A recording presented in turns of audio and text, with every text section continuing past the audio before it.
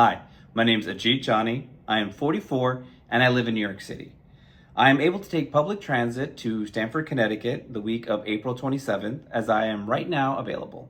Thank you. In 1859, the Cologne Wars just ended. It was a brutal territorial and political conflict between Protestant and Catholic. And by the time it's over, towns are devastated. People are displaced. Food is scarce. Trust is thin. There's uncertainty in faith and salvation. Rumors of heresy and devilry circulate rapidly. Farmers are finding their animals ripped open in fields. They assume it's wolves. Gray wolves were common. They're considered dangerous, and hunting them was an everyday part of life, especially in the aftermath of war. We have written accounts from this period describing feeding on battlefield corpses. The attacks are more savage, far beyond typical predation. They think maybe it's an aggressive new wolf pack in the area, or possibly even theft. Someone using the chaos of after the war to steal animals. Bedburg is overrun with fear.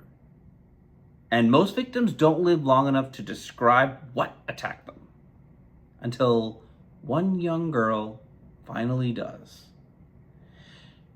She says she was attacked, but not by a wolf, and not by a man. This was something else. The men form a hunting party. Despite what the girl said, they still believe they're hunting some type of animal. Several men manage to strike it. They think they sever one of its forelimbs before it escapes into the woods.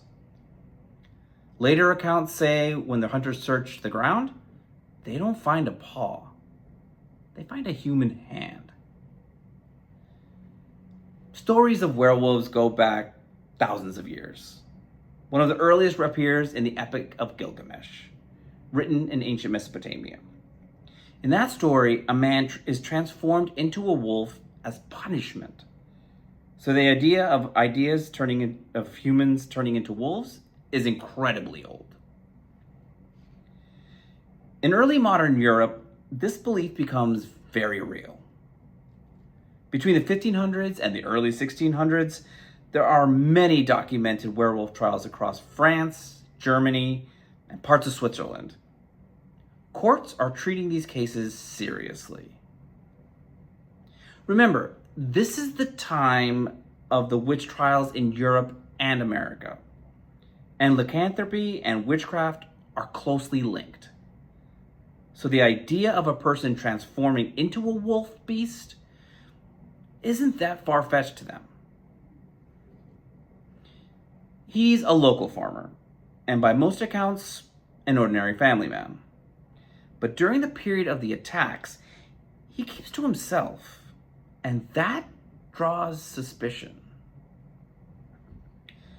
When authorities move to confront him, they enter his farmhouse and find him sitting by the fire. And they notice something immediately that eliminates any doubt. He is missing a hand. In the late 16th century, torture was legal. Courts believed that if someone was guilty, pressure would force the truth out. And it was under torture that Stump confesses to killing and consuming 16 people. He claims the devil gave him a wolfskin belt that allowed him to transform into a wolf, to kill livestock, to murder children, to consume human flesh. Stump is executed along his daughter and mistresses for the crime of lycanthropy. He's tortured on the wheel, one of the most brutal and elaborate executions recorded at the time. His remains are displayed publicly beneath a carved wooden wolf. It's meant as a warning. This is the early days of the printing press. And like social media today, the more shocking the story, the more quickly it spreads. And we know a lot of these details because of a pamphlet printed at the time, which references German reporting. There's a range of reactions to Stump's confession and killing. Some are horrified. Some are relieved. Some refuse to believe in the idea of a werewolf. According to period reports, the night Peter Stump dies, the killings stop. No more mutilated animals. No more missing children. Was Peter Stump actually a werewolf? Was he a serial killer? Or an innocent victim forced to confess by a superstitious and frightened community?